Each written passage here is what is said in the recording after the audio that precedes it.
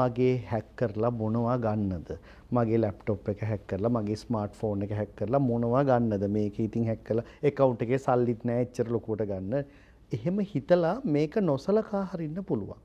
මොකද්ද මහාචාර්යතුමිය තාරක මහත්මයා ආචාර්යතුමිය අපි මේකට දෙන්න ඕන උත්තරේ? ඒක තමයි ප්‍රධානම දේ. මට වෙන්නේ අල්ලපු ගෙදර එක්කෙනාට වෙනවා කියලා හිතන එක තමයි ලොකුම ප්‍රශ්නේ. මම ඇටිටියුඩ් වල ගැටලුවකුත් මෙතන තියෙනවා කියන එක.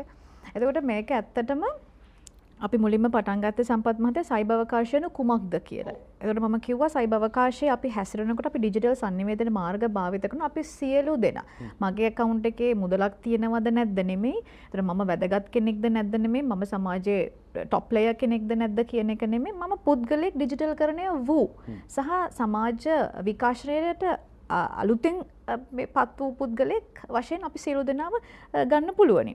කියන්නේ සයිබර් අවකාශය තුල ඉන්නකොට අපිට අවදානමක් ඔබට මට නැහැ කියලා කියන්න බෑ. මේ මොහොතේ මාව හැක් කරන්න පුළුවනි. ඔබව හැක් කරන්න පුළුවනි. ඉතින් එතකොට මේ මට මේක වෙන්නේ නැහැ කියලා හිතනවා නම් ඒක තමයි තියෙන ලොකුම ගැටලුව. බ්ලයින්ඩ් ස්පොට් එක වෙන්නේ ඔන්න ඔතන තමයි. ඉතින් එතනදී ඒගොල්ලන් හිතනවා ඒ නිසා අපේ OTP කාට හරි දුන්නට කමක් නැහැ. අපේ බැංකු ගිණුමේ ප්‍රශ්නයක් නැහැ එහෙම කියලා. ඊළඟට මේව භාවිතා කරනවා ක්‍රිමිනල් කේසස් වලට. අන්න එතනයි ප්‍රශ්නේ තියෙන්නේ. එතකොට අපේ ආචාර්යතුමිය ඒක පැහැදිලි කරයි. අයි දැන් මේක හැක් කරනවනේ. හැක් කරාට පස්සේ මේකේ මුදල් නැත්තම් මේකට මුදල් දාලා ඒ හැකර්ට ලබා ගන්න විදිහට කරනවා. ඉතින් එතකොට අර account එක අදාළ පුද්ගලයන්නේ කැලින්ම මේ අරගෙන යන්නේ. අපි ඒක ප්‍රශ්න කිරීමට මුලින්ම අහුවෙන්නේ අර පොඩි බාධා කිරීම. මම ඔබතුමිලා කියනවා. එවැනි ප්‍රශ්නයක් වුණොත් මේ ආචාර්යතුමියනි මොකද්ද වෙන්නේ?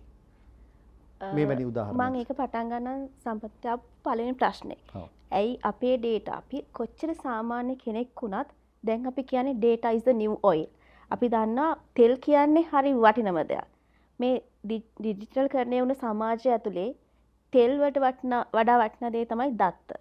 කෙනෙක් මුදල් තියෙන කෙනෙක් වෙන්න පුළුවන්, නැති කෙනෙක් වෙන්න පුළුවන්, සමාජ තත්ත්වයක් තියෙන කෙනෙක් වෙන්න පුළුවන්, දුප්පත් පසුබිම් කෙනෙක් වෙන්න පුළුවන්. data තමයි අනාගතයේ අපේ අලුත් තෙල් වගේ තියෙන වටිනාම දේ. එතකොට ඔය කියන විදිහට අර මහාචාර්යතුමා හරියටම කිව්වා වගේ අපේ ගිණුමේ අපේ දත්ත වැඩක් නැහැ කියලා හිතුවට අපේ account එක තව ගොඩාක් දේවල් වලට පාවිච්චි කරන්න පුළුවන්. එහෙම වුණ අවස්ථා ඕන තරම් තියෙනවා. මේ මෑත කාලේ මට තරුණ දරුවෙක් මුණ ගැහුණා. ඔන්ලයින් ගේම් එකක් කරහා අඳුනගත්ත කෙනෙක් එවපු නිර්වත් ඡායාරූපයක් තව කෙනෙක්ට යවනවා.